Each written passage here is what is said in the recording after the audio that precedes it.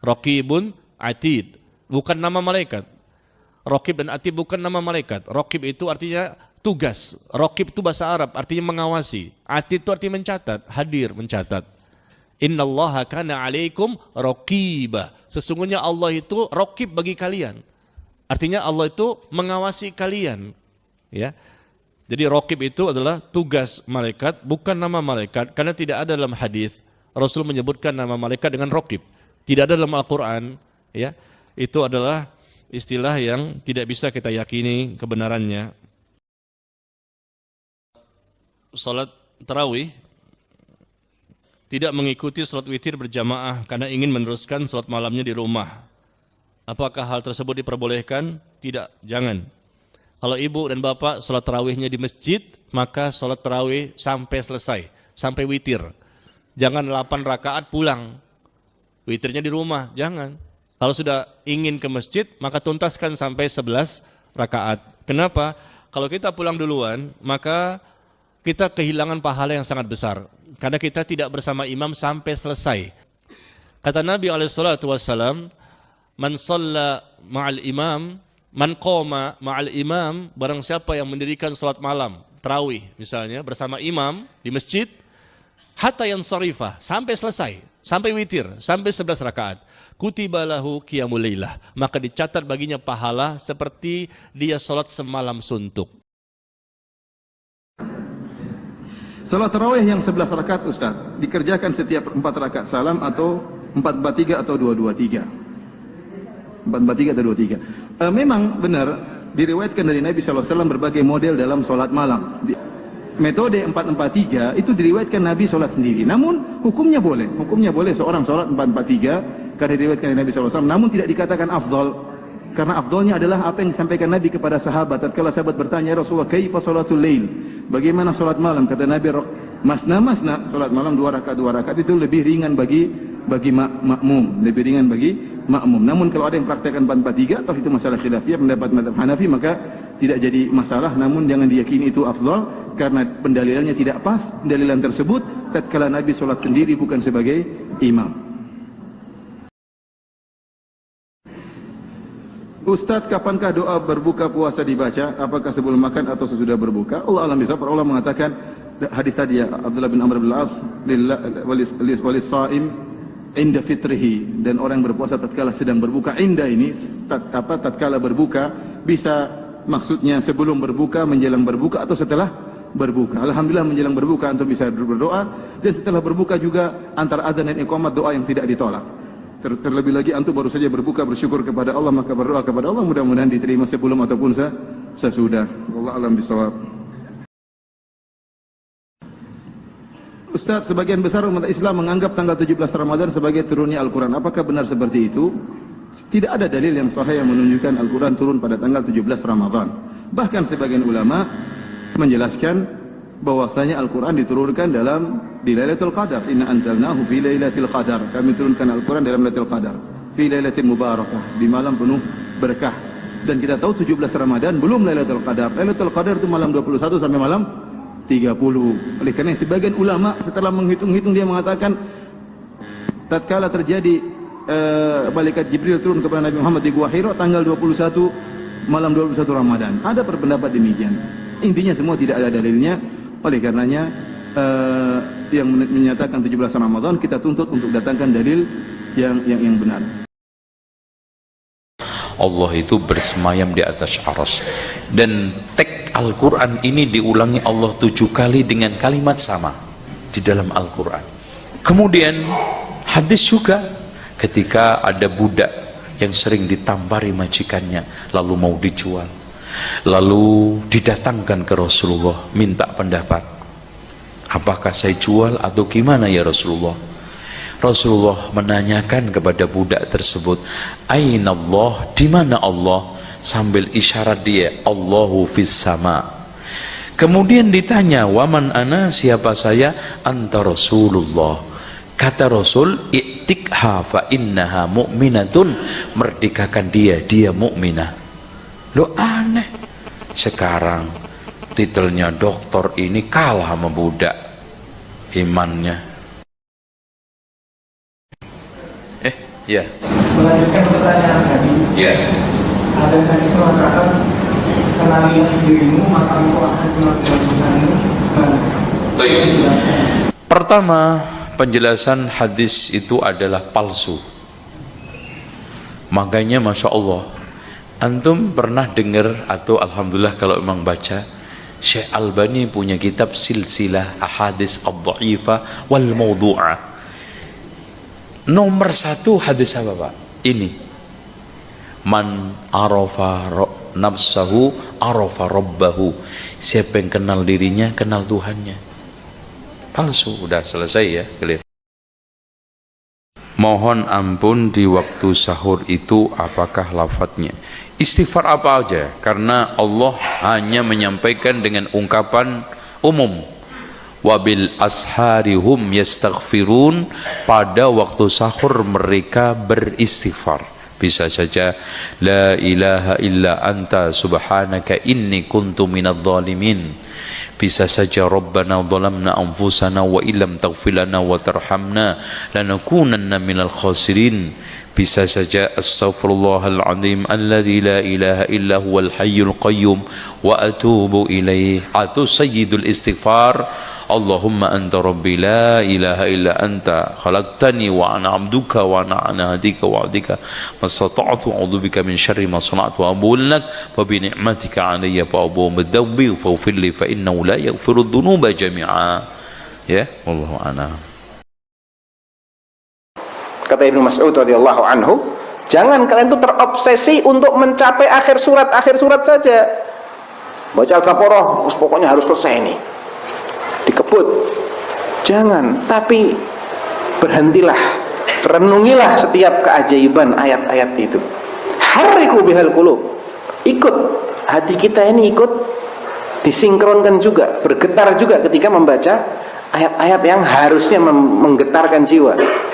Nah, ini akan mendapatkan pahala dari segi kualitas, tidak ada ruginya, gitu loh. Apalagi kalau kita ini modelnya ngajinya cuma bulan Ramadan. Sudah cuma bulan Ramadan, tidak pernah tadabbur. Kapan tadabbur? Kapan kita akan faham mana halal dan mana haramnya ayat ini? Apa yang harus kita lakukan, apa yang harus kita hindari? Kapan kita paham? Nggak pernah tadabbur. Jadi kalau emang kesempatan tadabburnya cuma bulan Ramadan, tadabbur.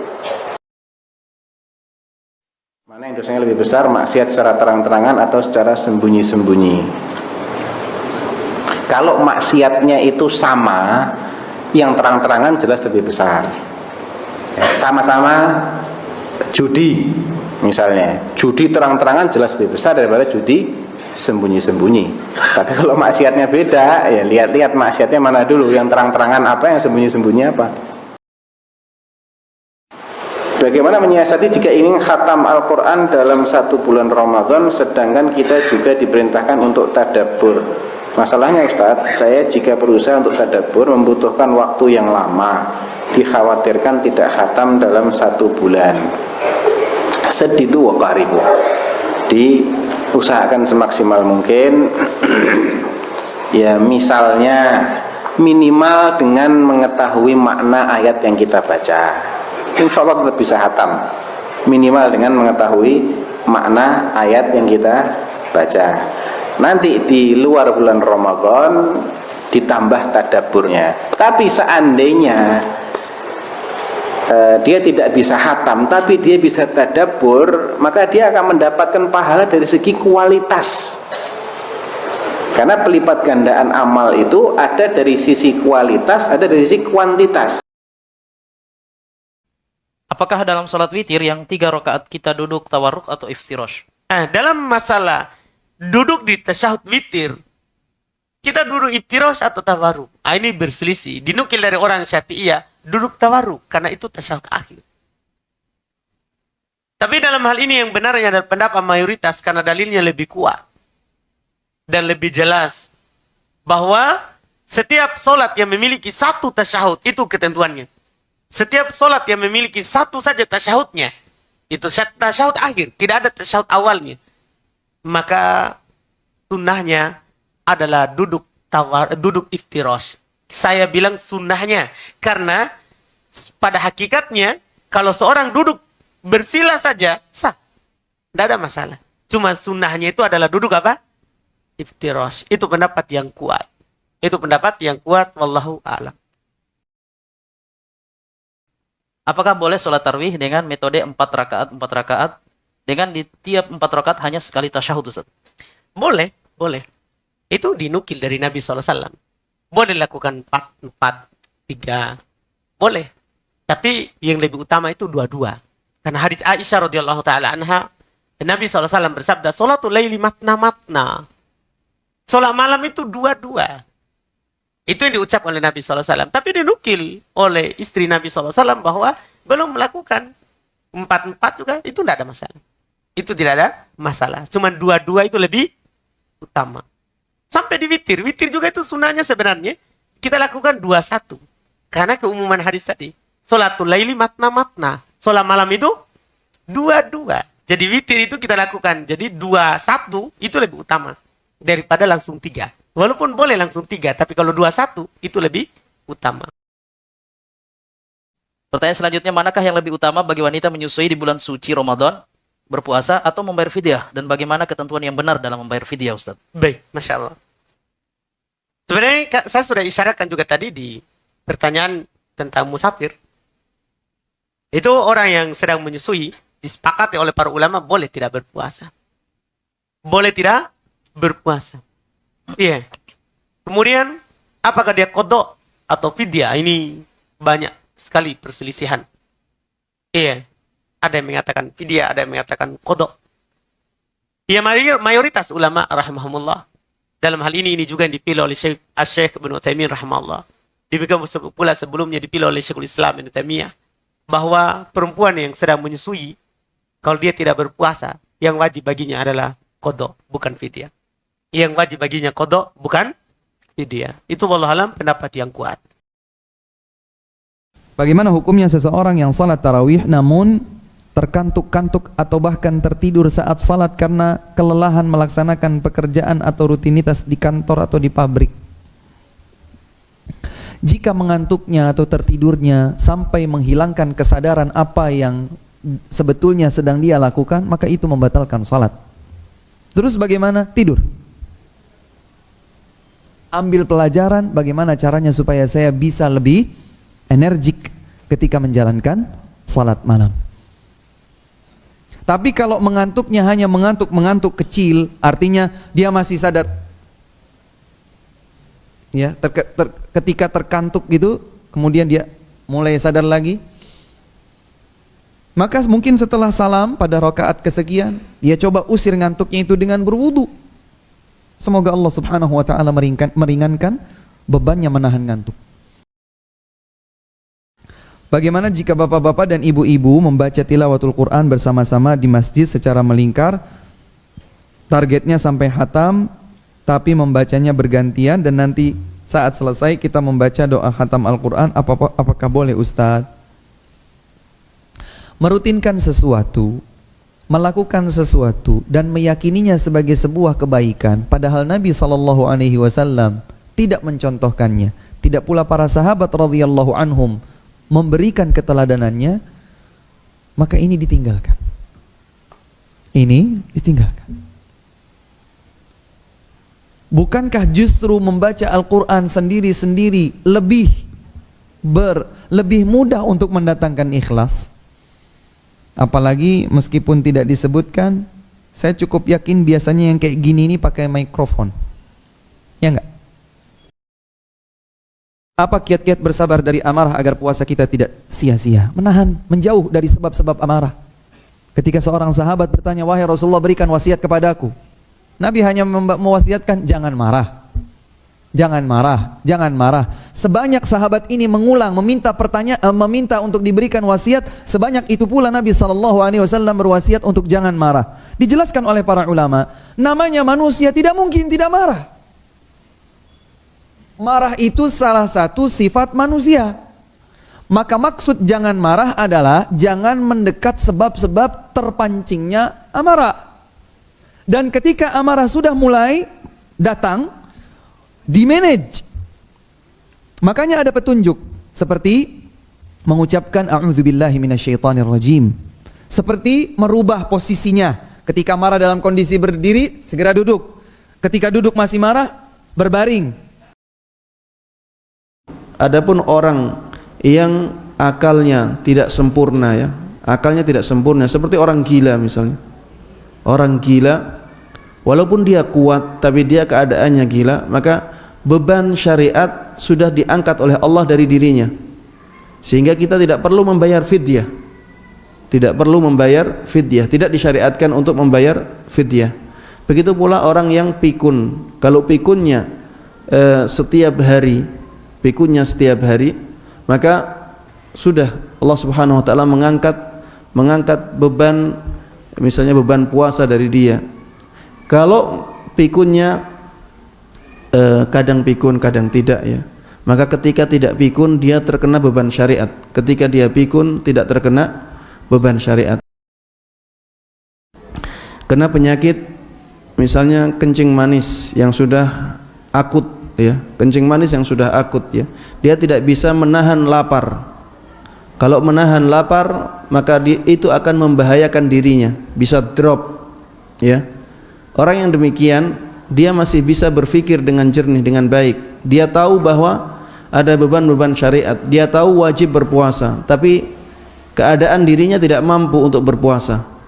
Dan itu terus-menerus terjadi. Maksudnya tidak ada waktu yang menjadikan dia bisa berpuasa.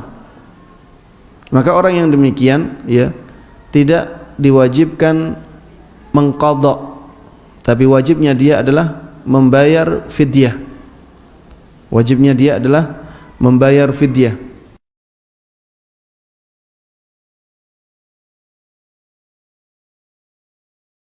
Sebenarnya ya, kalau puasa dan orangnya lupa makan atau minum, itu tidak membatalkan puasa dia. Tidak membatalkan puasa dia. Kita ingatkan saja.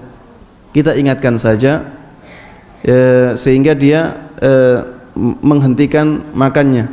Jadi tetap kita ajak sahur. Kita ajak sahur. Jadi puasa tetap. Kemudian kita tetap ajak dia untuk berusaha puasa. Apabila dia pikun, ketika pikun tersebut ya, dia dalam keadaan lupa itu. Berarti tidak usah membayar fidyah, Ustaz? Tidak usah. Oh. Tidak usah. Membayar fidyah itu bagi orang yang akalnya masih utuh. Akalnya masih utuh tapi dia tidak mampu melakukan puasa. Kata tasfidi atau tasfidus syayatin atau sufidatis syayatin itu maksudnya adalah dipersulitnya jalan syaitan untuk menggoda manusia. Bukan berarti tidak ada godaan sama sekali.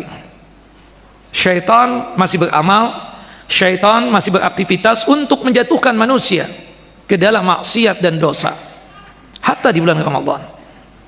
Tetapi jalannya syaitan untuk menggoda manusia dipersulit oleh Allah Jalla wa'ala.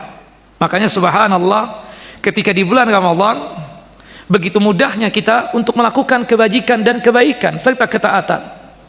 Di bulan Ramadan juga subhanallah begitu mudahnya kita untuk meninggalkan maksiat dan dosa. Dikarenakan apa? Dikarenakan jalannya syaitan untuk menggoda manusia dipersulit oleh Allah Jalla wa'ala. Yang membatalkan ibadah puasa cuma ada 6. Yang pertama adalah makan dan minum secara sengaja. Ya, yang kedua adalah muntah secara sengaja. Yang ketiga adalah al-hukun al-ghizaiyah, suntikan yang tujuannya untuk suplemen. Ibu puasa minta diinfus. Infus dong gue. Nah, itu batal puasa ibu. Yang keempat adalah khusus wanita haid dan nifas. Misalnya 5 menit sebelum berbuka puasa datang tamu ibu yang bernama haid, batal puasa ibu.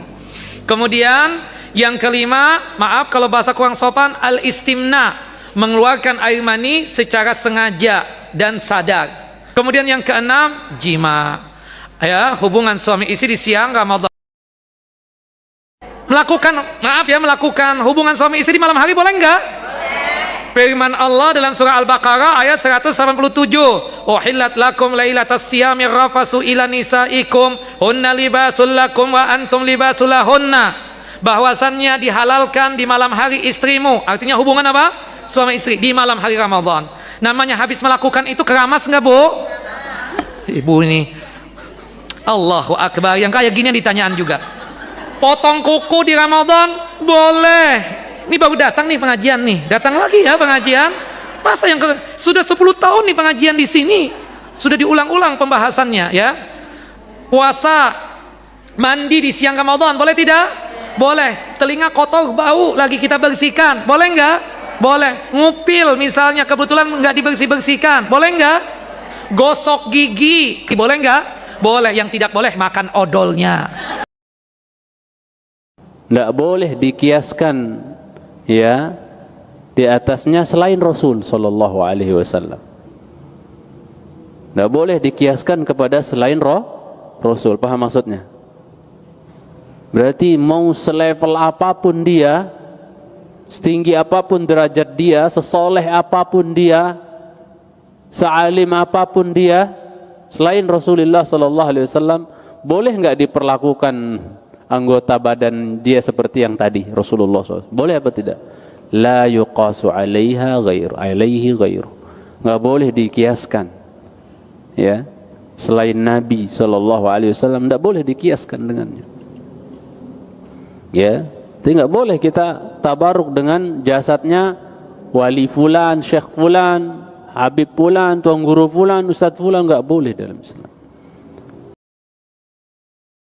Pertanyaannya, ada nggak seorang pun dari sahabat atau bahkan di kalangan tabi'in yang ketemu dengan sahabat ya, yang pernah tabarruk dengan jasadnya, ludahnya, rambutnya, ya, reaknya, ludahnya, bekas wuduknya Abu Bakar, Umar, Utsman, Ali? Ada tidak? Jawab. Ada? Tidak ada. Solehan mana kiai-kiai, orang-orang yang dibilang alim soleh zaman now? Solehan mana mereka dibandingkan sahabat yang 4 ini dan bahkan sahabat-sahabat yang lain? Solehan mana jemaah? La syak. Tidak ada keraguan. Semua kita sepakat jawabannya. Mereka lebih aslah. Ya.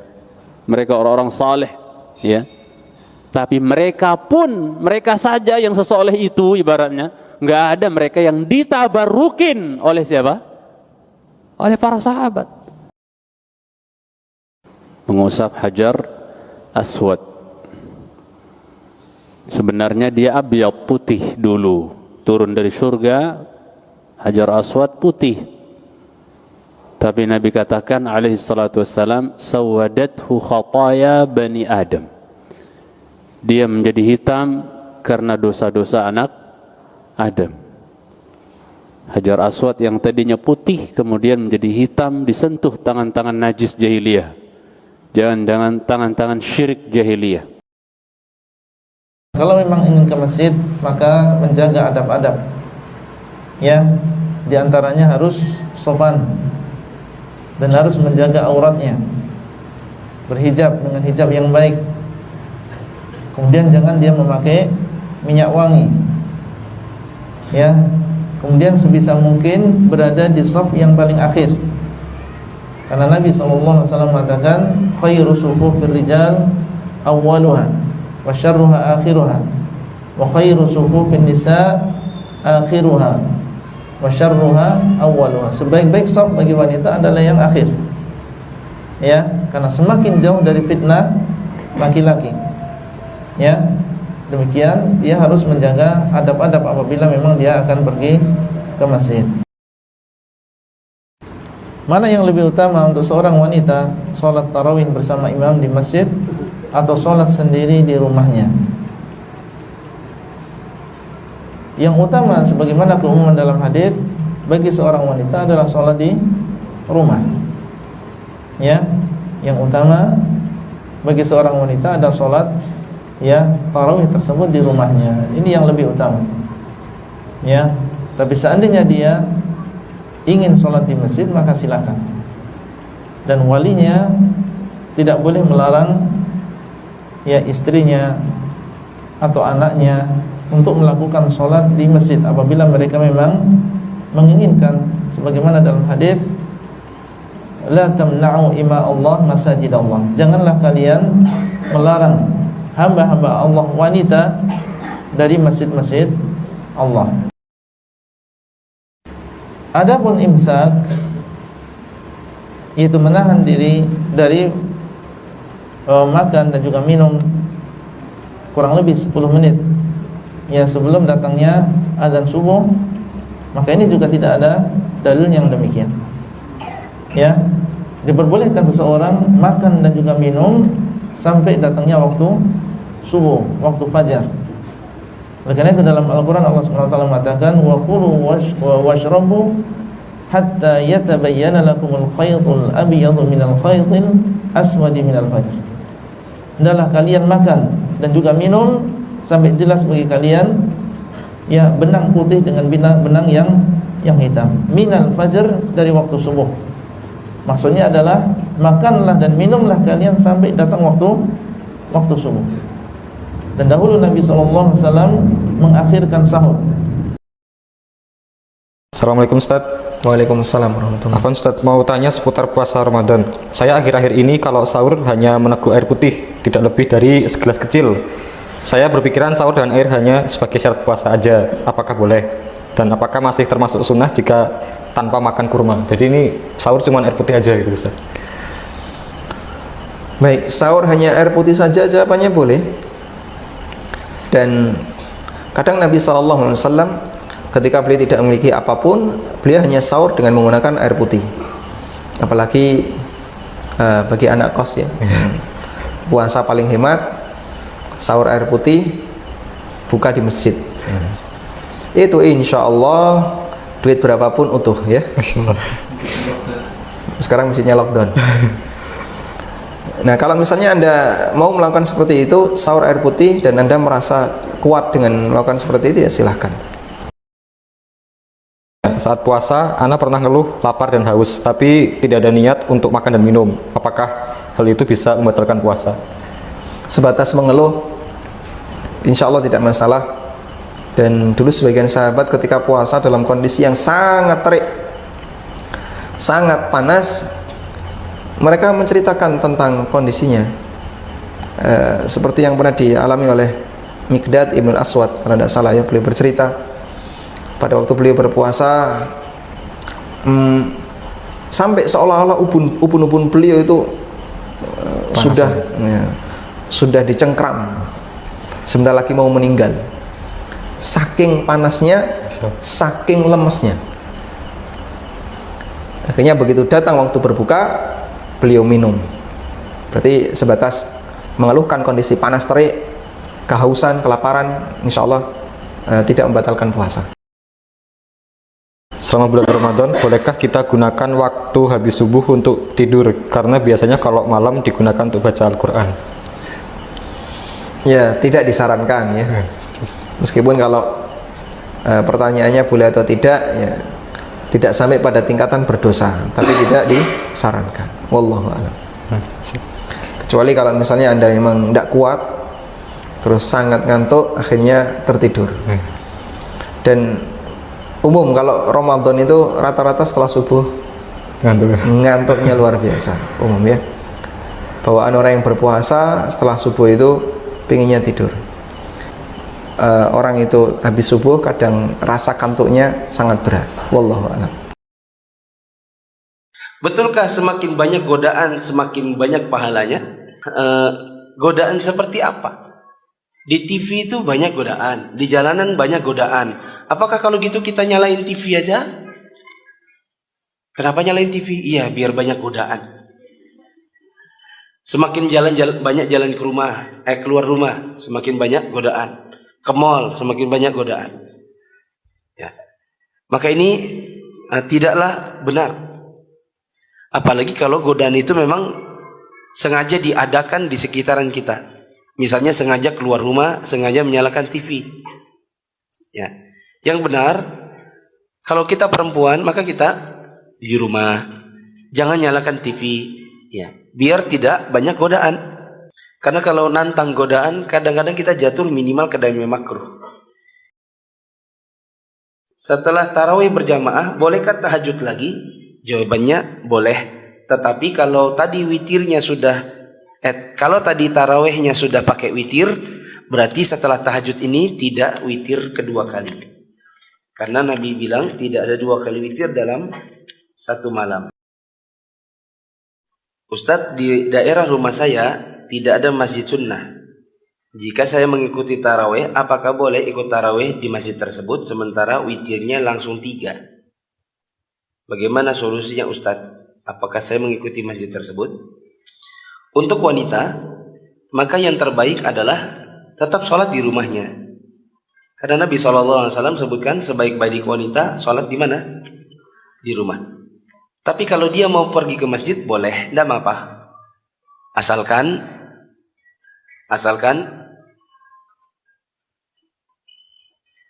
tidak menggunakan parfum, bajunya sedari rumah sudah baju syar'i, pintu masjidnya terpisah antara laki-laki dan perempuan. Adapun witir langsung 3, maka ini tidak mengapa. Ada satu artikel yang baca, apa katanya? Taraweh cepat, kenapa tidak kalau tahu caranya, katanya. Ya tentu lamun honda, lamun tengebut, lamun tercekat bau. Tapi urusan sholat tidak bisa para jamaah. Ndek tiang tahu si bagusan dengan inu ya Rasulullah. Aulamu dengan kalau engkau berudu, ambil wudu sempurna.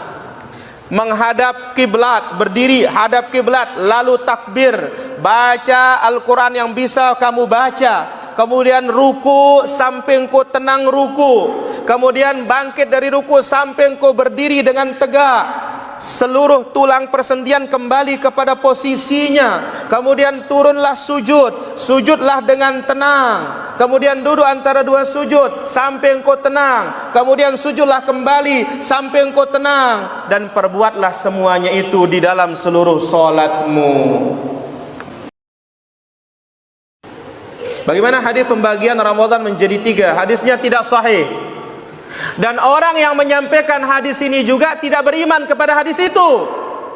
Inilah dia di bibirnya para tukang ceramah, laris manis hadis palsu, hadis mungkar, hadis lemah. Dan mereka tidak takut kepada Allah Subhanahu wa taala. Padahal Nabi mengatakan, "Man haddatsa anni bi haditsin yura annahu kadzibun, fa huwa ahadul kadzibain." Siapa yang meriwayatkan suatu hadis dariku yang mana hadis itu diriwayatkan dusta, tidak benar, tapi tetap disampaikan, dia termasuk pembohong. Dan yang berbohong atas nama Rasul silakan ambil tempat di neraka. Jadi orang yang menyampaikan hadis ini tidak percaya hadis ini juga. Patokan kita Rasul para jamaah. Jadi kalau patokan kita Rasul, patokan kita para sahabat, insya Allah cara beragama kita benar. Tapi kalau kita masih melihat, oh kan ada ulama berkata begini, contoh masalah melafazkan niat, ya, dia kias, katanya kias ketika haji Nabi mengatakan labbaik Allahumma hajjatan, dan ini kias yang sahih. Ini ulama yang kias katanya. Kita katakan, wah ke Nabi ngono nawaitu shauma godin, ini coba dulu. Jadi kalau Nabi patokan kita, putuslah segala masalah. Tapi selama tidak Nabi menjadi patokan kita, arak doang kok terkait. Ada tempat kita berpegang. Cuma benar apa tidak, dia bukan standar. Kebenaran itu standarnya adalah ma'ana alaihi washabi, ikut Nabi atau ikut sahabat Rasulullah sallallahu alaihi wasallam. Seumpama saya mau buka usaha tapi tidak atau kurang modal, mau pinjam uang saudara, tapi kalau pinjam 10 juta saya kembalikan 10 juta. Seperti tidak enak, tapi kalau saya kembalikan 1,2 juta nanti riba. Yang penting kembalikannya tidak ada syarat tambahan di awal. 10 juta antum kembalikan 10 juta berarti. Terus karena bentuk terima kasihnya saya sudah dibantu, antum bawa sesuatu nggak masalah. Yang penting itu tidak jadi syarat di awal, cuma untuk bentuk terima kasih. Ini masuk dalam hadis Nabi SAW. Semoga Allah merahmati seorang yang baik ketika menjual barangnya, ketika membeli, dan juga ketika menyikapi masalah utang piutang. Dia berutang pada orang lain, kemudian dia kembalikan, bentuk terima kasih, dia kasih hadiah pada orang lain yang telah membantunya. Yang penting bukan syarat di awal. Syarat di awal itu gimana? 10 juta tadi yang punya uang, dia bilang nanti kembalikan tolonglah tambah 1 juta ya, saya mau untuk ngurus ini gitu. Dia syaratkan di awal. Nah itu baru riba di dalam. Apa hukum baca bismillah sebelum wudu? Bagaimana jika setelah mandi ingin berwudu dengan mengucap bismillah padahal dalam kamar mandi?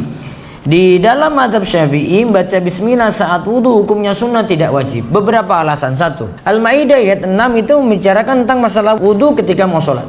Namun ketika itu mulai dari disebutkan jika kamu hendak melaksanakan sholat maka basuhlah wajah kalian. Dan di sini tidak dikatakan baca bismillah. Padahal lagi bicarakan rukun ini sebenarnya. Bismillah tidak disebut. Dalil kedua, praktek Utsman bin Affan, Abdullah bin Zaid ketika mencontohkan tata cara wudhu Nabi SAW. Mereka praktekkan dua hadis ini menunjukkan Utsman maupun Abdullah bin Zaid tidak mempraktekkan wudhu Nabi SAW dengan baca bismillah. Maka kesimpulan yang paling bagus, ini dipegang juga dalam mazhab Syafi'i, membaca bismillah itu sunnah. Maka kalau ditanya, kalau saya dalam toilet gimana? Tadi mau mandi, maka tinggalkan dulu bismillah, langsung berwudhu saya ketika itu tanpa membaca bismillah. Jika aurat laki-laki dari pusar sampai lutut, bolehkah sehari-harinya atau ketika pas jalan-jalan pakai celana pendek? Kadang masalah muruah itu penting diperhatikan. Muruah itu maksudnya kita jaga harga diri. Antum kalau sudah ngaji terus pakai pakaian kayak gitu keluar itu, orang akan menilai antum itu seperti orang awam gitu. Bukan seperti orang yang paham akan ilmu, paham akan agama. Penilaiannya berbeda. Maka bukan dari sisi haramnya menggunakan seperti itu, namun masalah harga diri, yaitu kehormatan, atau para ulama sebutkan muruah. Muruah kadang di masa silam ini dikritisi seperti ini. Walaupun dia pakai celana pendek nutup sampai lutut, pusarnya juga tertutup misalnya. Namun amannya, maka lebih dibawa lagi lebih bagus. Ya, sama juga kalau ada yang mau renang misalnya, pakai dibawa lagi lebih bagus. Orang yang berbuka puasa itu disunnahkan banyak-banyak berdoa. Doa apa saja? Terutama doa bismillah. Bismillah, buka puasa. Ketika sudah selesai atau sudah sedikit basah tenggorokan, boleh kita baca dahabatid dhama wabtalatil uruq wa thabatal ajr insyaallah. Atau ketika belum azan, menunggu berbuka puasa, banyak-banyak berdoa. Karena Rasulullah mengatakan, "Inna lis-shaim 'inda fitri da'watun la turad." Kata Rasulullah SAW, sesungguhnya orang yang berpuasa itu memiliki doa yang tidak tertolak. Dalam sebuah riwayat dikatakan, "Thalathatun la turad da'watahum." La turad da'watuhum. 3 golongan yang tidak akan tertolak dakwahnya, doanya. Salah satunya as-shaim hatta yuftir. Orang yang berpuasa sampai dia berbuka. Hadis ini disahihkan oleh Syekh Mukbil, juga disahihkan oleh para ulama yang lain.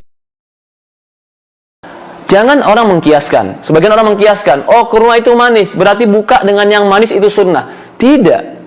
Buka dengan kurma, bukan buka dengan yang manis. Kenapa? Karena yang manis itu banyak. Permen manis, atau sirup manis, atau bahan-bahan kimiawi sekarang yang dibuat orang juga banyak yang manis. Rasulullah SAW di zaman itu sudah ada juga manisan, halawiyah. Manisan-manisan yang dibuat oleh untuk anak-anak. Tapi Rasulullah nggak mengatakan makan itu. Rasulullah katakan, Rasul mencontohkan dengan kurma. Jadi ketika ada orang mengkiaskan dengan segala sesuatu yang manis, ini mengkiaskan kurma dengan sesuatu yang manis, ini pengkiasan yang sangat jauh, atau pengkiasan yang Allah alam yang saya anggap ini kurang tepat. Jadi kalau dikatakan berbuka puasa dengan yang manis, itu sunnah dengan yang manis, ini kalimat terlalu luas. Yang benar disunnahkan berbuka puasa dengan kurma. Jadi lafaz hadis Allahumma laka sumtu wa bika amantu wa la rizqika aftartu, lafaz yang dhaif. Lafaz yang dhaif, bukan doa yang diajarkan oleh Rasulullah sallallahu alaihi wasallam. Sebagian mengatakan ada hadis, ya, dahabatid dhama wa btalatil uruq wa thabatal ajr insyaallah. Hadis ini diriwayatkan Abu Daud dan yang lainnya. Sebagian ulama mengatakan hadis ini sahih. Seandainya sahih, ada sebagian ulama berpendapat bahwasanya hadis ini bacanya itu ketika betul-betul haus, berbuka betul-betul haus, bacanya ini dahabatid dhama wabtalatil uruq, telah hilanglah dahaga dan telah basahlah tenggorokan atau uruq, wa thabatal ajr insyaallah, dan telah tetap pahala insyaallah. Hadis ini diriwayatkan Abu Daud. Orang yang berpuasa diberikan kemuliaan apa? La khulufu fammis shaim atyabu indallahi min rihil misik. Bau mulut orang yang berpuasa, demi Allah, Allah jadikan mulia, lebih wangi ketimbang misik. Bau mulut orang yang berpuasa itu lebih wangi ketimbang kesturi di hadapan Allah nanti. Kesturi kayak gimana sih, Ustaz? Entah besok siang dah ke tukang bibit minyak wangi dah banyak blok A sini ya. Ada kesturi kayak kesturi. Nah, coba dikit.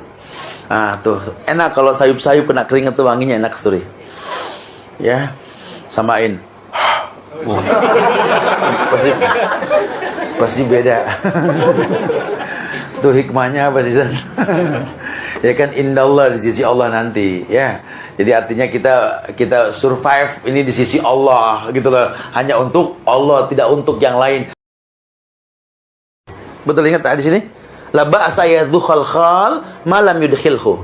Kata Abdullah bin Abbas, tidak apa-apa dia mencicipi. Ya buat yang masak. Yang nggak masak nggak usah ikut-ikutan, ngantri semua. Sampai panjang apa lagi nyicipin tak satu-satu gitu. Nyicip itu jadi kayak apa sih? Oh ini asem. Nah, nih. Oh ini asin nih. Nah, manis tuh boleh, pedes tuh boleh, gitu ya. Pakai sedikit aja. Jangan pakai centong. 5 menu kenyang urusan gitu. Kalau es kelapa nggak usah dicicip, udah kurang lebih dari es kelapa deh ya. Ini makanan. Karena orang kalau puasa tuh remeng. Matanya kayak rabun gitu ya. Ini mecin apa gula? Salah sendok urusannya. Karena yang namanya puasa bohong kalau nggak bau pasti bau lah. Iya. Lawang lambung kosong kan pasti yang keluar udara nggak bagus. Kan lambung kan kayak spiteng, semuanya masuk busuk gitu ya. Keluar lah pasti. Nah. Sehingga nggak ada hubungannya sama gigi. Beda lagi nanti babnya. Kalau gigi memang syariat, Rasul sudah katakan mau puasa nggak puasa, Nabi mengatakan laula an asyqa ala ummati la amartum bisiwak inda kulli wudu'as shalah. Kalau tidak memberatkan umatku kan kuperintahkan mereka bersiwak, sikat gigi sebelum wudu dan sholat. Sehingga ketika orang mengatakan sikat gigi itu makruh, sikat gigi itu nggak boleh dalam orang puasa, dari mana dalilnya? Lawang nabimu yang perintahkan kok. Kalau tidak memberatkan, kuperintahkan mereka sikat gigi setiap mau wudu dan sholat. Orang puasa wudu gak? Orang puasa sholat gak? Selesai urusannya. Bahkan gak ada permasalahan. Sikat gigi, pakai odol. Karena ibadah adalah merupakan hak Allah dan tidak boleh kita beribadah kepada Allah sesuai dengan apa selera kita. Tapi kita beribadah kepada Allah sesuai dengan apa yang Allah cintai dan ridhai. Iya. Maka ini ya, jangan sampai kita mengada-ngada suatu ibadah yang tidak pernah disyariatkan oleh Allah dan Rasulnya. Naam, kita bergembira. Kita pun juga berusaha untuk menyebarkan kegembiraan kita, ya, dan memberitahukan akan datangnya bulan yang mulia ini kepada kaum muslimin dan memberikan kabar gembira kepada mereka dengan pahala yang besar. Ya, supaya kaum muslimin mereka mau berlomba-lomba dalam kebaikan di bulan Ramadan ini. Allahu a'lam. Nah. Ya. Namun yang perlu diingat adalah jangan sampai kita membuat ritual-ritual yang tidak pernah dicontohkan oleh Rasulullah dan para sahabatnya. Kenapa? Karena pertama, Rasulullah dan para sahabatnya orang yang paling gembira dengan datangnya bulan Ramadan. Mereka pun juga orang yang paling memaksimalkan ibadah di bulan Ramadan. Akan tetapi tidak pernah dinukil kepada mereka bahwa mereka melakukan ritual-ritual tertentu. Seperti yang disebutkan tadi, ya, berkumpul bersama, berdoa bersama. Kalau itu baik, tentu Rasulullah dan para sahabatnya sudah mendahuluinya. Ya. Tapi ketika mereka tidak melakukan itu, yang menjadi sebuah pertanyaan adalah apakah kita lebih tahu tentang kebaikan daripada mereka? Apakah kita lebih semangat kepada kebaikan daripada mereka? Kalau jawabnya tidak, maka kalau mereka saja tidak melakukan, tidak perlu kita lakukan. Syariat minta maaf itu adalah ketika kita punya kesalahan kepada orang lain tanpa harus menunggu bulan Ramadan. Makanya Rasulullah SAW dalam satu riwayat Bukhari, ya, man kanat indahu madlamah li akhi, siapa yang pernah berbuat zalim kepada temannya atau saudaranya, falyatahallal minhu al-yaum, hendaklah hari ini juga dia minta maaf. Qabla an yakuna thamata dinarun wala dirham, sebelum nanti pada hari kiamat sudah tidak ada lagi dinar dan dirham. Ini menunjukkan bahwa yang namanya minta maaf itu dianjurkan di saat kita berbuat salah kepada orang lain, bukan dikhususkan sebelum Ramadan, maaf-maafan. Ya, terkadang kita minta maaf kepada orang yang kita sendiri nggak kenal siapa dia, ya, atau kita baru ketemu sama dia dan yang lainnya. Maka akhi, ya, jangan kita meyakini suatu ibadah tertentu kecuali dengan dalil. Apa hukumnya orang yang berpuasa tanpa sahur seperti puasa sunnah dan nazar? Maka jawabannya kalau puasa sunnah boleh. Ya, tetapi kalau puasa wajib seperti Ramadan, seperti puasa nazar, seperti puasa qadha, maka dimakruhkan untuk tidak bersahur. Karena hukum bersahur adalah sunnah muakkadah. Wallahu a'lam. Apa hukum seorang berpuasa tapi tidak menjalankan sholat tarawih? Maka sholat tarawih hukumnya sunnah. Apabila dia tidak sholat tarawih, maka tidak mengapa, akan tetapi sangat-sangat kehilangan pahala besar di dalam bulan Ramadan. Karena Rasul sallallahu alaihi wasallam bersabda, "Man qama Ramadhana imanan wa ihtisaban, ghufira lahu ma taqaddama min dhanbi." Siapa yang bangun malam pada bulan Ramadan salat tarawih karena iman dan berharap pahala, diampuni dosanya yang telah lalu. Bolehkah kita puasa sambil niat untuk diet? Karena kalau puasa pasti turun berat badan. Maka jawabannya, ya, niatkan puasa karena iman dan berharap pahala dari Allah Subhanahu wa taala. Karena Rasulullah SAW bersabda, "Man shama Ramadhana imanan wa ihtisaban, ghufira lahu ma taqaddama min dhanbi." Itu yang paling utama. Kalau seandainya nanti dibarengi dengan agar menurunkan badan, maka perkara yang mubah tetapi bukan menjadi tujuan utama. Karena yang menjadi tujuan utama seseorang adalah berpuasa karena iman dan berharap pahala dari Allah Subhanahu wa taala. Intinya pertanyaan ini masuk ke dalam perkara bolehkah beramal ibadah mendapatkan atau menginginkan keutamaan duniawi. Maka jawabannya adalah boleh seseorang beramal ibadah menginginkan keutamaan duniawi yang ada hadisnya, dalilnya dari Al-Quran.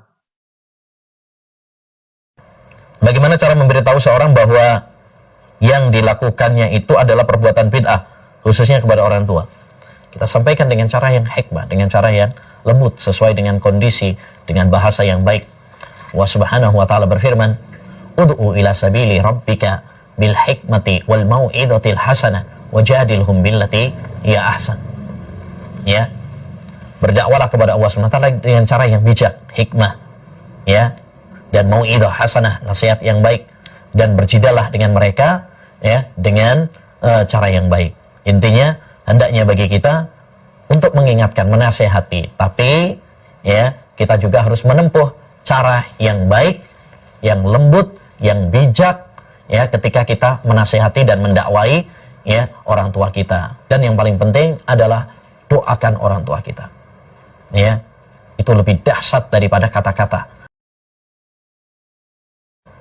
Ustadz, usia minimal anak laki-laki boleh jadi imam sholat jamaah? Mumayyiz. Selama dia mumayyiz, dan mumayyiz itu patokannya adalah 7 tahun.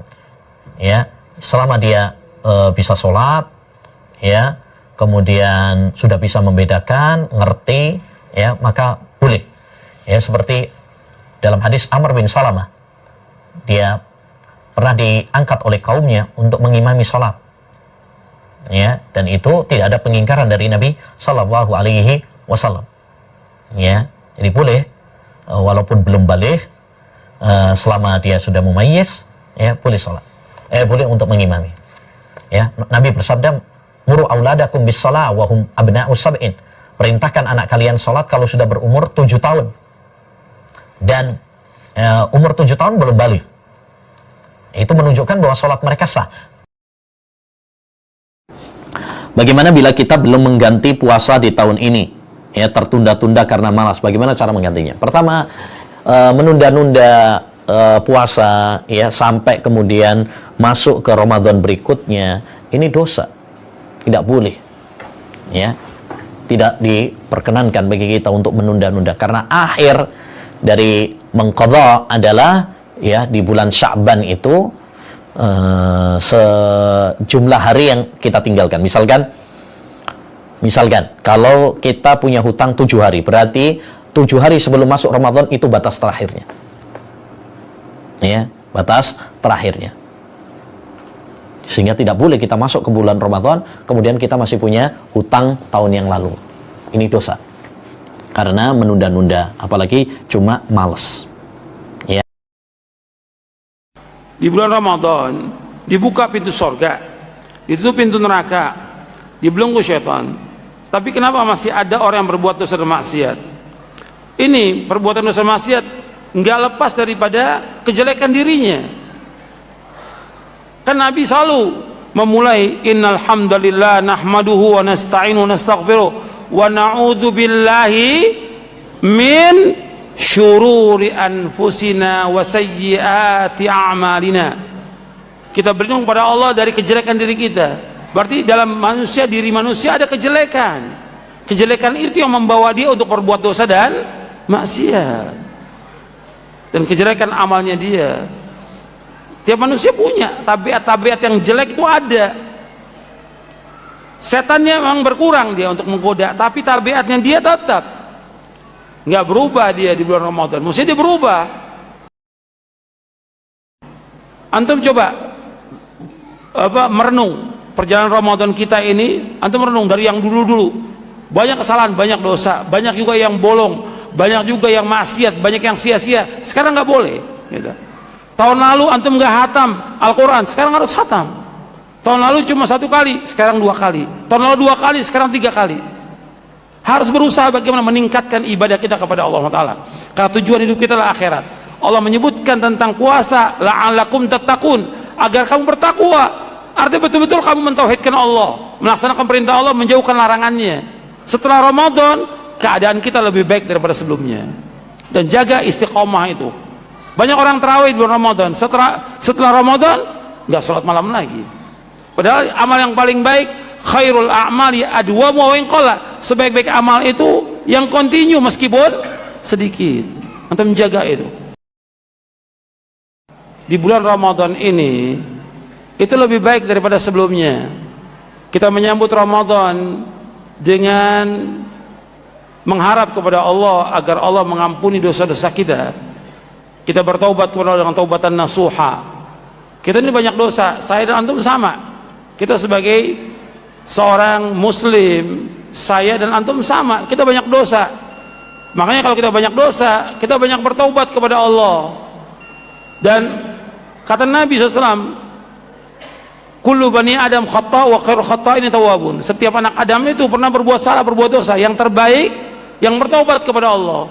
Maka kita perbanyak taubat kepada Allah. Kemudian yang kedua, tadi sudah saya sebutkan, kita berusaha bagaimana Ramadan ini lebih baik daripada sebelumnya, supaya dosa-dosa kita diampuni dan kita bisa istiqomah di atas manhaj yang hak ini.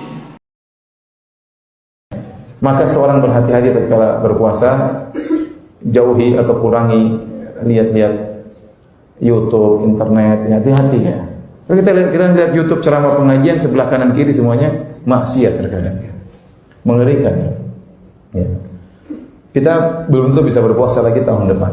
Tahun ini kita berpuasa dengan sebaik-baiknya agar kita diampuni oleh Allah Subhanahu wa taala. Yang terutama lebih hati-hati adalah pandangan. Di zaman now sekarang ini ya, banyak hal yang bisa membuat kita bermaksiat dengan pandangan.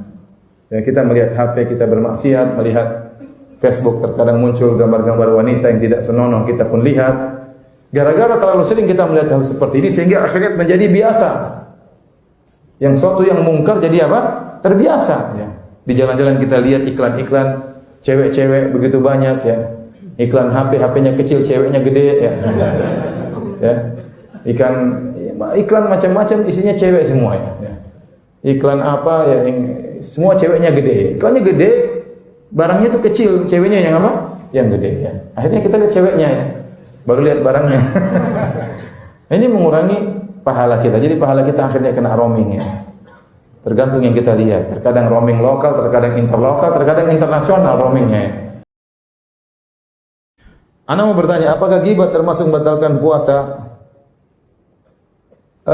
Ghibah tidak membatalkan puasa, tapi dia mengurangi pahala puasa. Dia mengurangi pahala puasa. Jadi dia berkaitan dengan seluruh maksiat. Seluruh maksiat mengurangi pahala puasa.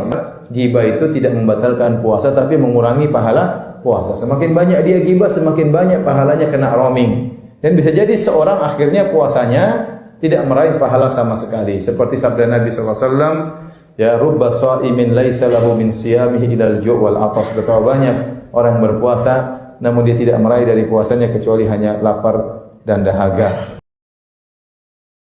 Apa hukumnya orang yang berpuasa tetapi tidak melaksanakan salat wajib dan juga salat sunnah? Diingatkan saudara kita yang mungkin belum salat ya, tapi dia ikut berpuasa. Berikan kasih sayang kita kepadanya dengan memberikan nasihat. Ingatkan dia. Akhi, Masya Allah, antum sudah berpuasa, luar biasa. Semoga pahala antum diterima di sisi Allah sebagai amal saleh. Yuk, kita salat. Wah, kalau salat di masjid saya masih malu. Malu yang tidak pada tempatnya, meskipun kita tidak harus bicara. Biarkan dia salat meskipun di rumah untuk tahap pertama. Jangan sampai dia meninggalkan salat. Adapun hukumnya Allah Ta'ala a'lam, Allah yang maha tahu diterima atau tidaknya sebuah amal, namun kita tidak memvonis seseorang secara individu karena itu berkaitan dengan hak prerogatif Allah Subhanahu wa taala. Wallahu taala alam. Apakah istimna membatalkan puasa? Istimna itu onani bagi laki-laki atau masturbasi bagi wanita. Istimna, melakukan masturbasi atau onani, membatalkan puasa. Membatalkan puasa. Sebagian ulama menyatakan meskipun belum sampai keluar. Namun ini pendapat yang lebih ekstrim. Dan para ulama yang lain menyatakan jika dia sampai keluar, artinya sampai keluar air mani dari perbuatan tersebut, maka itu membatalkan puasanya. Wallahu ta'ala alam. Bagaimana dengan wanita hamil yang tidak berpuasa jika dia tidak sanggup mengganti di tahun ini, apakah boleh diganti pada tahun depan? La yukallifullahu nafsan illa wus'aha. Jika benar-benar ia tidak mampu dan kejujuran ini hanya antara dirinya dengan Allah Subhanahu wa taala, maka di masa dia mampu, maka dia mengganti. Wallahu taala alam. Suami bekerja di riba, dapat pensiunan dari bank riba itu juga.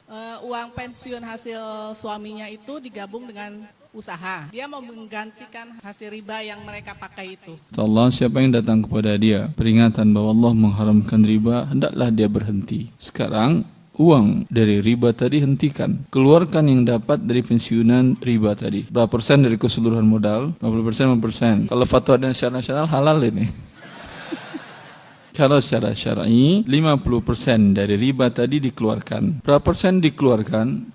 Seluruhnya, kecuali untuk memenuhi kebutuhan pokoknya. Dan bukan itu pensiunan saja. Tabungan dari gaji yang didapatkan dari uang riba dahulu semuanya juga dikeluarkan. Ketika dia selesai tadi dan tahu bertobat hari ini, hitung semua aset dia yang didapatkan dulu dari hasil ribanya. Dia jual, uangnya diberikan kepada fakir miskin. Jelas? Permasalahan reksadana syariah ini, fatwa dan syariah Dewan Syariah Nasionalnya yang tidak syariah. Untuk saham yang sesuai syariah, bahwa sebuah perusahaan yang memiliki pinjaman riba di bawah 50% perusahaan halal dan syariah. Berarti riba di bawah 50% halal? DSN memfatwakan memang 45%, Ustaz. 45% halal? Iya. Itu yang itu dengar saja ketawa kita, kok aneh, riba 40% halal, zina 45% halal. Kenapa dia katakan ada 45 halal, 50 haram, 60 haram, 10 pasti halal menurut dia kan ya? Ini untuk semua dosa besar atau hanya dosa riba aja? Untuk semuanya. Syirik berarti 10% halal, zina 10% halal, mencuri 10%, korupsi 10%. Innalillah. Tidak ada dalam syariat Islam riba yang halal 45%. Kalau dari riba umpamanya rumah dari riba, ada berapa rumah? Kalau ada 2 rumah, 1 rumah mesti buat dia kebutuhan pokok, yang 1 rumah halal, 1 lagi dia jual, uangnya diberikan kepada fakir miskin. Untuk sisa tabungan dan pensiunan dan seluruhnya uang yang dapat dari gaji riba tadi, perkirakan kebutuhan dia dan tanggung jawab orang dalam nafkahnya dia setahun berapa? Umpamanya kebutuhannya sebulan dia dan anak-anak dan istrinya sekitar 5 juta kali 12 berarti sekitar 60. Tabungan tunjangan dan pensiunan dan segala macamnya dapat sekitar 500 juta. Yang 60 juta insyaallah halal, yang 440 lagi berikan kepada fakir miskin. Begitu juga kendaraannya. Dia saat pensiun masih butuh nggak kendaraan roda 4? Kalau cukup hidup dengan roda 2, cukup. Kalau roda 4 yang umpamanya pun mewah, jual. Beli yang kebutuhan menutupi kebutuhan pokoknya. Kita juga sudah bahas kalau ada obat tetes ke hidung, tetes ke telinga, ya. Walaupun ada rasa di tenggorokan, karena antara telinga, hidung dan tenggorokan ini ada kaitan, ada syaraf. Makanya dokter spesialis di bidang itu mencakup 3 bidang THT-nya, telinga, hidung, dan tenggorokan. Ada syaraf, ditetes ke telinga ada rasa ke tenggorokan, ada rasa ke hidung. Itu karena kontak syaraf. Bukan karena ada yang masuk ke dalam tenggorokan sama sekali. Itu dibolehkan. Termasuk umpamanya obat tetes mata. Kadang-kadang ada rasa ke tenggorokan, ada efek. Itu tidak membatalkan. Disuntik, apakah batal atau tidak? Kalau disuntik ada benda yang masuk. Tapi tidak melalui mulut atau tidak melalui hidung gitu ya. Tapi melalui bagian lain dari tubuh disuntikan. Batal apa tidak? Tergantung. Kalau yang disuntikannya suplemen makanan, vitamin, nutrisi.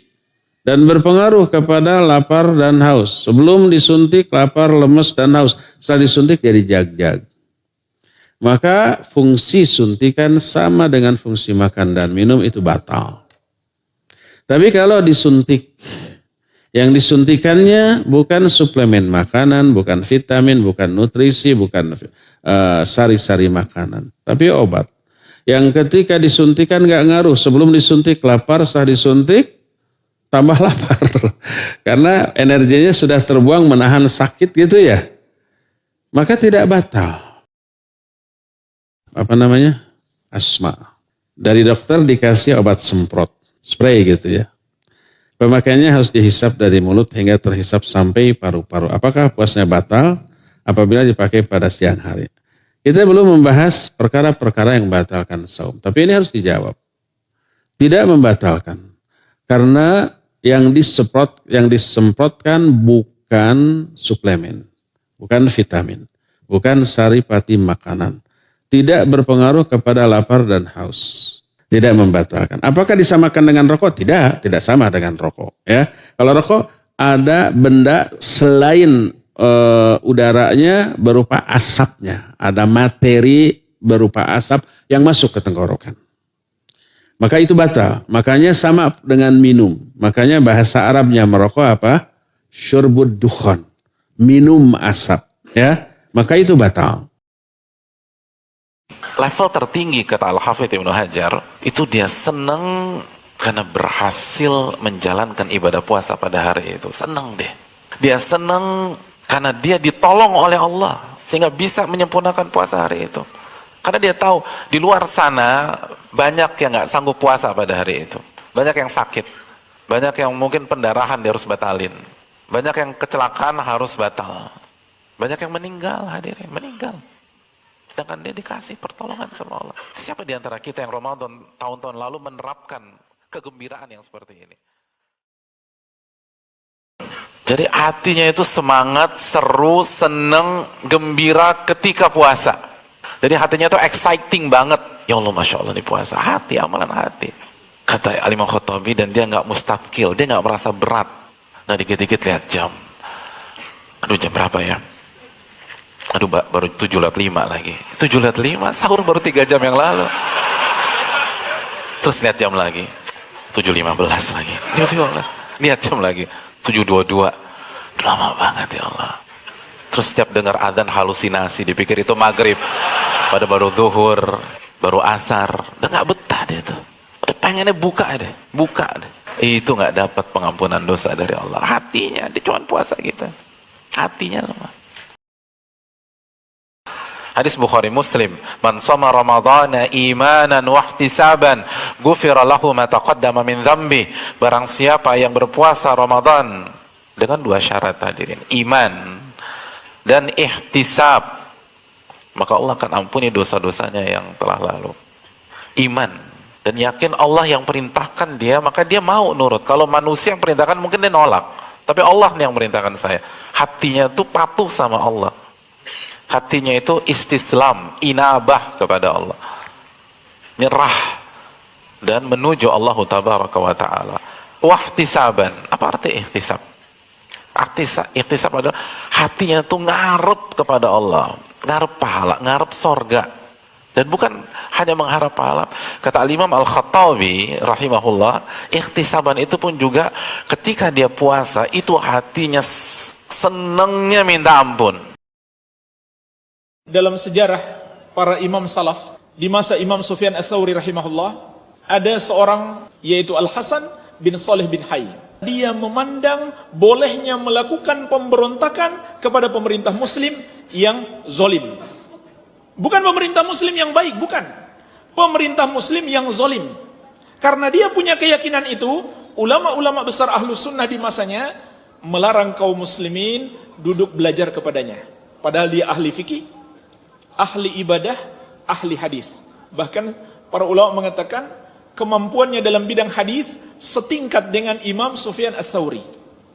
Tapi subhanallah, dengan satu penyimpangan ini ulama melarang kaum muslimin belajar kepadanya. Artinya jemaah sekalian, ini enggak main-main. Ini berat. Satu penyimpangan tapi menyebabkan seseorang bisa keluar dari sunnah Nabi sallallahu alaihi wasallam. Kata para ulama kita, mereka disebut Khawarij karena mereka memiliki 3 pokok pondasi kesesatan. Pertama, mengkafirkan kaum muslimin. Yang kedua, memberontak kepada penguasa muslim. Yang ketiga, menghalalkan darah kaum muslimin. Kata Syekh Shalih Al-Fauzan hafizahullah, siapa yang mengadopsi salah satu dari 3 sifat ini, maka dia adalah seorang Khawarij. Kalau dia mengadopsi semuanya, dia menjadi Khawarij yang paling parah. Nabi sallallahu alaihi wasallam bersabda, "Man ra'a min amirihi syai'an yakrahuhu falyasbir fa innahu man faraqal jama'ata shibran famata famitatun jahiliyah." Siapa yang melihat pada diri pemimpinnya satu kemungkaran yang dia benci, hendaklah dia sabar. Hendaklah dia sabar. Karena siapapun yang memberontak kepada penguasa sejengkal saja, kemudian dia mati, matinya jahiliyah. Kata siapa mati syahid, jamaah sekalian? Nabi SAW mengatakan mati jahiliyah. Kok ada orang yang mengatakan dia mati syahid? Mati dalam sebuah pemberontakan. Sekali lagi, pemberontakan bisa dengan senjata dan dengan kata-kata. Pak Ustadz, doa apa yang bisa dibaca atau yang dibaca oleh seorang wanita pada saat hendak melahirkan karena rasa sakit yang luar biasa?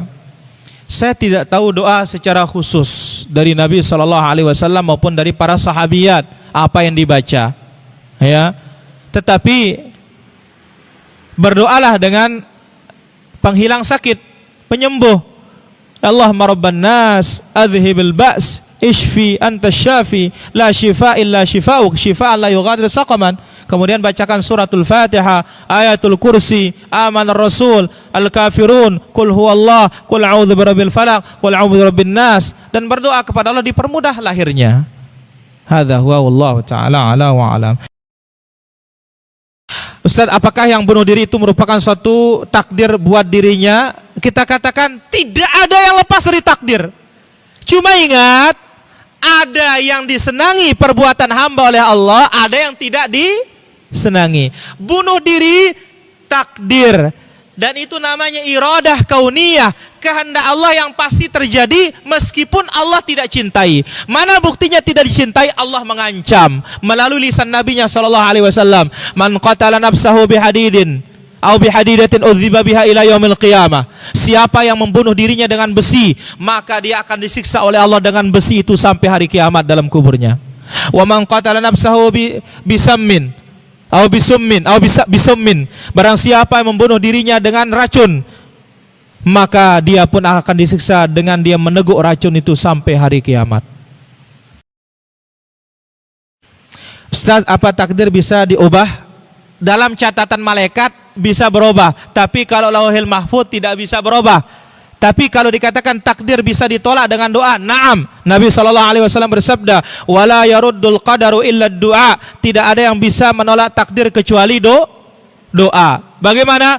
Misalkan seseorang dia takdirnya mau ditabrak mobil, tetapi dia rajin berdoa. Begitu keluar rumah, takdir turun, doanya naik. Maka akan kelahi sampai hari kiamat antara takdir yang nabrak dengan doa yang naik minta keselamatan ini. Dan dia pun berdoa karena takdir Allah subhanahu wa ta'ala. Maka semuanya tidak ada yang keluar dari takdir Allah ta'ala ala. Berutang meskipun itu boleh, tetapi bukanlah sesuatu yang terpuji karena ini mengandung tanggungan. Rasulullah SAW ketika melakukan yang namanya berutang, itu beliau lakukan pada saat atau pada kebutuhan-kebutuhan yang mendesak, sehingga para ulama mengatakan tidak boleh berutang itu dilakukan untuk kebutuhan-kebutuhan yang bukan kebutuhan pokok. Misalnya dia sudah punya rumah, sekedar memperindah rumahnya berutang, ini tidak diperbolehkan. Dia sudah punya kendaraan, hanya pengen mengganti kendaraan dengan yang lebih baik, dia berutang, ini tidak boleh, karena utang itu tanggungan, bukan untuk hal-hal yang seperti ini. Nah, agar setiap membaca Al-Quran bertambah iman, rasa takut, cinta kepada Allah, apakah harus memahami bahasa Arab atau cukup membaca terjemahan dan tafsir Al-Quran? Mohon kiat-kiatnya. Iya, harus memahami bahasa Arab. Itulah sebabnya kata para ulama seperti Ibnu Taimiyah rahimahullah ta'ala mengatakan wajib belajar bahasa Arab, tapi belajar dengan benar. Ya, supaya kita bisa memahami bacaan Al-Quran yang kita baca. Dari pertimbangan inilah Imam Asy-Syafi'i, Syekhul Islam Ibnu Taimiyah mengatakan wajib mempelajari Al-Quran, karena dengan itu kita akan bisa memahami maknanya, yang merupakan kewajiban kita dalam rangka menguatkan iman kita. Maka tentu saja kalau tidak mampu, minimal kita baca terjemahannya. Tapi yang harus kita usahakan dalam hidup kita adalah punya kesempatan untuk bisa memahami bahasa Al-Quran, agar kita bisa memahami kandungannya yang indah. Apa yang harus kita lakukan apabila dapat undangan acara tahlilan keluarganya yang meninggal? Apa perlu kita memberi pandangan bahwa itu tidak ada dalam sunnah Rasul? Dan bagaimana baiknya untuk memberitahu bahwa itu tidak boleh dilakukan? Iya, sampaikan, tentu dengan memilih waktu yang tepat dan kata-kata yang baik. Kalau seandainya kita bisa sampaikan langsung dengan menyebutkan alasan ketidakhadiran kita adalah itu, dan nanti di waktu-waktu lain ketika dia mengadakan acara yang sesuai dengan syar'i, maka kita membantu dia, mendukung dia supaya dia tahu kita tidak menghadiri yang acara sebelumnya karena tidak sesuai dengan syariat Islam.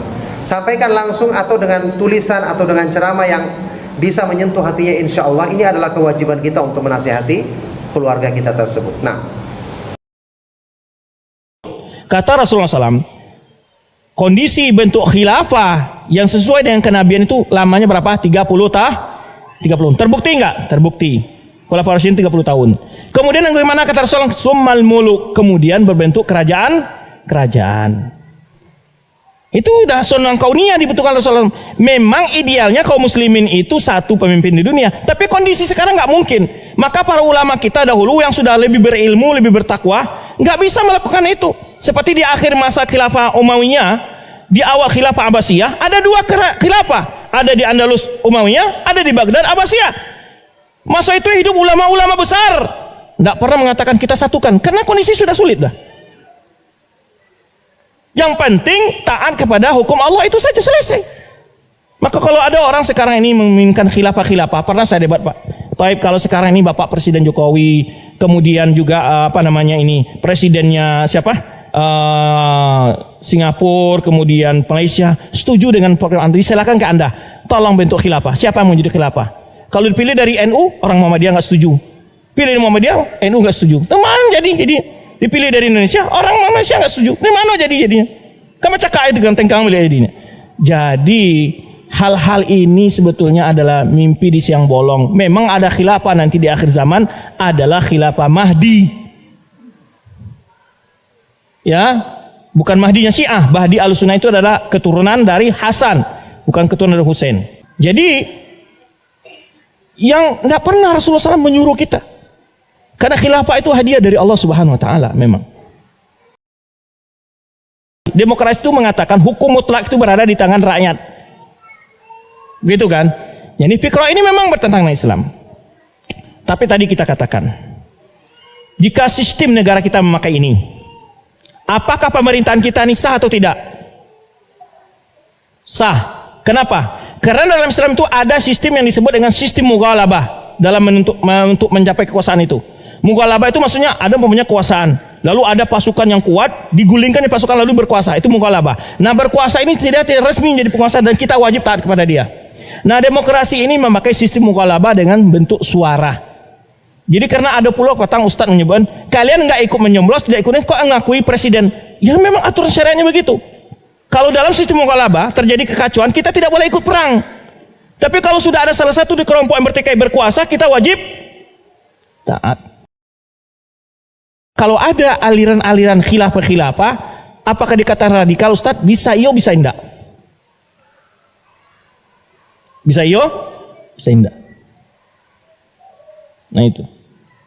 Jadi kalau pernah teman berdiskusi dengan mereka, orang-orang pikiran begini, bagaimana kalau kamu sudah khilafah nanti? Kemudian ada orang tidak mau mengikuti membaiat khalifah kamu. Ya, terpaksa harus main senjata katanya. Nah, berarti radikal ini. Kan begitu.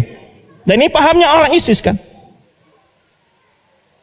Nah, kalau ada orang nanti, subhatnya orang Khawarij juga, orang-orang teroris ini, orang radikal ini mengatakan, man mata walaysa alaihi bai'ah, fa mata maitatan jahiliyah.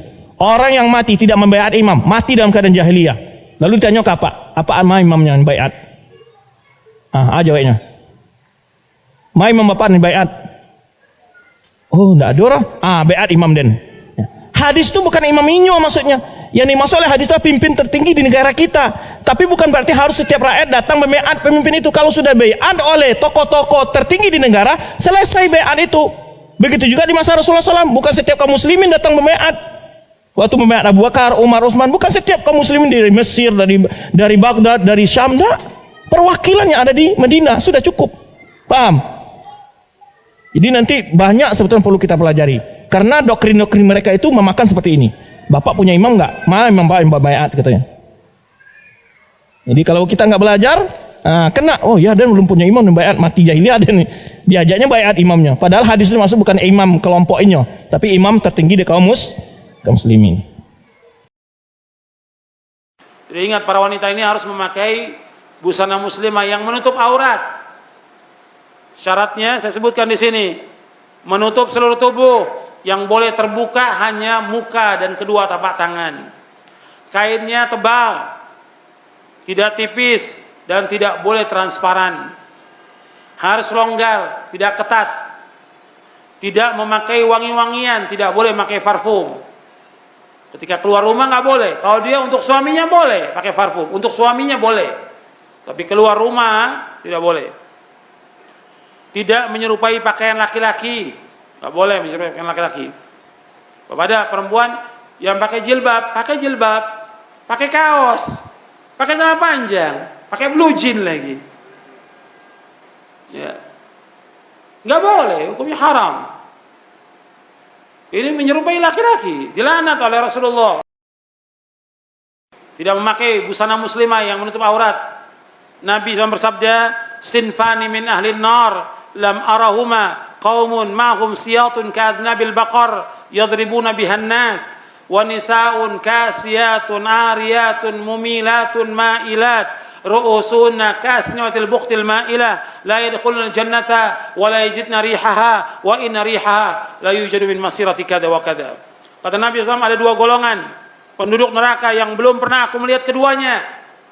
Satu kaum yang memegang cemeti seperti ekor sapi untuk mencambuk manusia, dan wanita-wanita yang berpakaian tapi telanjang. Ia berjalan berlenggak-lenggok dan kepalanya condongkan seperti punuk onta yang condong. Mereka tidak akan masuk sorga dan tidak akan mencium aroma sorga. Padahal sungguhnya aroma sorga dapat tercium sejauh perjalanan segini dan segini. Hadis ini sahih, diriwayatkan oleh Muslim, Ahmad dan Baihaqi dari sahabat Abu Hurairah. Kemudian saya ingatkan di sini, ini juga kepada para wanita ya, Islam melarang membuat tato. mengerik bulu wajah, mencukur bulu alis. Ini hukumnya haram dalam Islam. Menyambung rambut, membuat sanggul, memakai pakaian yang tidak menutup aurat. Antum lihat ya. Rasulullah bersabda, la'anallahul washimat wal mustawshimat wan namisat wal mutanammisat wal mutafallijatil husn al mughayyirati khalqallah. Allah melaknat wanita yang bertato, wanita yang meminta ditato, wanita yang mengerik bulu wajahnya, wanita yang mencukur bulu alis. Ini banyak nih, wanita yang mencukur bulu alis. Hukumnya haram dalam Islam. Wanita yang mengikir giginya supaya cantik, mereka telah merubah ciptaan Allah. Hadis ini sahih Bukhari, Muslim dan yang lainnya dari sahabat Abdullah bin Mas'ud. Bagaimana jika ada orang yang lupa dengan bilangan hari puasa yang dia tinggalkan? Ada kaidah yang mengatakan agar memilih abra'u lidzimma, memilih kebijakan yang lebih menghilangkan beban. Abra'u lidzimma. Nah, prinsip memilih abra'u lidzimma, menghilangkan yang lebih bisa menghilangkan beban, itu berarti memilih yang lebih banyak kewajiban. Artinya begini, dia nggak puasa di situ misalnya 10 hari, maka catat 10 hari. Ada yang kadang ragu, berapa ya antara kalau nggak 10 ya 8, ragu. Kalau nggak 10 lah 8, ragu dia. Ya. Maka ketika dia ragu antara batas ujung kanan, batas ujung kiri, batas atas, batas bawah, pilih yang mana? Jawabannya pilih yang kewajibannya paling banyak, agar dia lebih yakin sudah tidak ada lagi puasa yang tertinggal. Ya. Assalamualaikum. Waalaikumsalam. Bagaimana dengan wanita yang tidak berpuasa karena nifas? Wajib qadha ataukah cukup bayar fidyah? Jawabannya wajib qadha. Tidak berpuasa karena nifas itu wajib qadha. Yang ulama berbeda pendapat adalah tidak berpuasa karena menyusui atau karena melahirkan, karena hamil. Apakah qadha ataukah fidyah? Ada khilaf di antara ulama, dan secara pribadi saya lebih memilih pendapat yang mengatakan bahwa wanita hamil dan wanita menyusui dia boleh tidak berpuasa, tapi nanti harus qadha. Bukan dia bukan bayar fidyah saja, tapi harus qadha. Wallahu a'lam. Bagaimana jika utangnya, maksudnya jika utang puasanya sudah bertumpuk-tumpuk dari waktu muda dan belum dibayarkan, apakah boleh dibayarkan fidyah saja? Jawabannya tidak boleh dibayarkan fidyah saja. Ya. Karena di sini dia meninggalkan puasa tanpa udzur, dan dia qadhanya juga tertunda tanpa udzur. Karena tanpa udzur sehingga bertumpuk-tumpuk dari waktu muda, maka harus dibayarkan fidyah plus qadha. Ya, sehingga dia qadha. Dan silakan dihitung dengan menggunakan tadi rentang atas, rentang bawah, batas atas, batas bawah. Anda pilih yang paling banyak Anda tinggalkan adalah batas atas.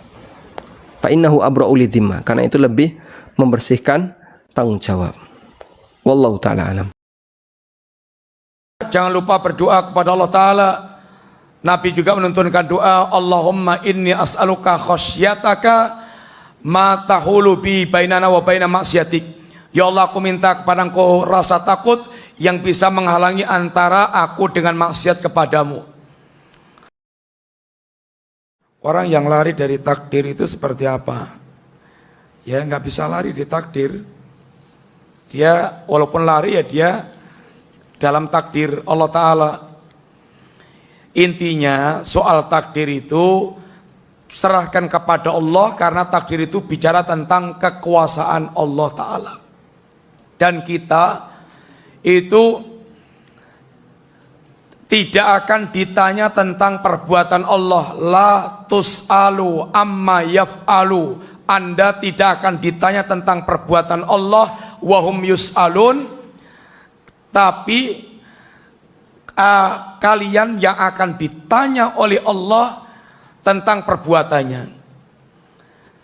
La yus'alu amma yaf'al, la yus'aluna amma yaf'alu. Mereka tidak akan ditanya tentang perbuatan Allah. Wa hum yus'alun, tapi mereka akan ditanya tentang perbuatan mereka. Ya, yang penting ada upaya memperbaiki. Antum sampai sempurna nggak sholat nanti. Yang penting ada upaya perbaikan terus. Itu yang penting. Soal salah ya kita semuanya ada salahnya, sedikit atau banyak. Antum dites semuanya sama ahli tajwid, rono sing bener. Salah semuanya. Yang penting ada upaya perbaikan, memperbaiki. Dan berdoa kepada Allah untuk dimudahkan. Dan salat jamaah itu ada keutamanya tersendiri.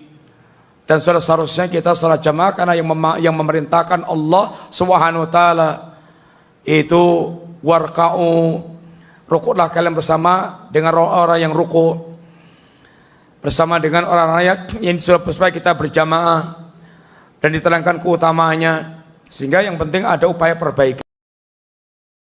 Seorang wanita yang hamil kemudian menyusui, kemudian hamil lagi misalnya, maka dalam keadaan demikian dan dia dalam keadaan lemah, tidak bisa berpuasa dan belum bisa mengganti puasa pada tahun tersebut, ya, kalau dia memiliki uzur maka dia tidak diwajibkan untuk membayar fidyah karena sebab ia menunda-nunda menunaikan atau mengganti puasa tersebut. Barang siapa yang mengganti hari-hari yang ditinggalkan pada Ramadan yang lalu setelah melewati bulan Ramadan berikutnya, maka harus membayar fidyah apabila dia adalah orang yang tidak punya uzur.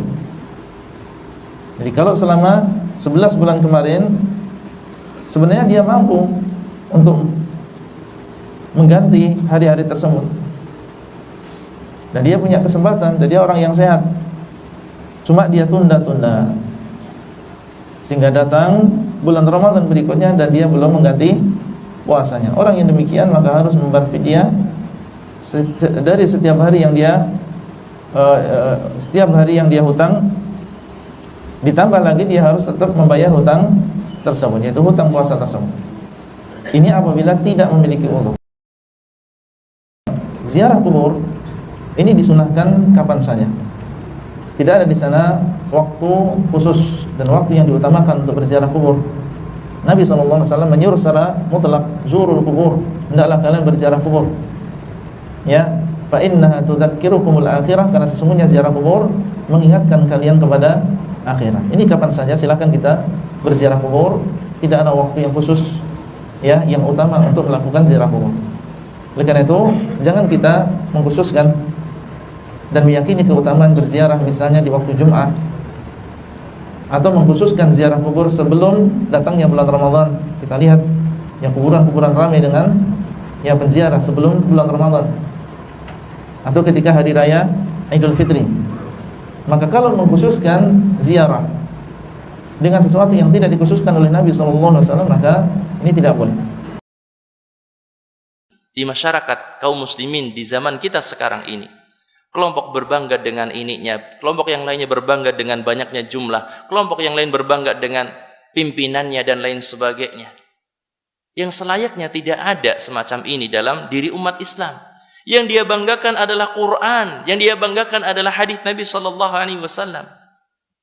Dan kita akan dapati saudara-saudara kita, mungkin saudara dekat kita atau saudara jauh kita ataupun tetangga kita, lingkungan kita, kadang-kadang subhanallah, ketika diingatkan dengan Quran, diingatkan dengan hadis Nabi SAW, ya tetap aja kalau orang Jawa nyebutkan apa, keng mekukeng gitu ya. Ini Qur'annya seperti ini, hadisnya seperti ini. Lah enggak, guru saya seperti ini, ustadz saya seperti ini, seperti itu.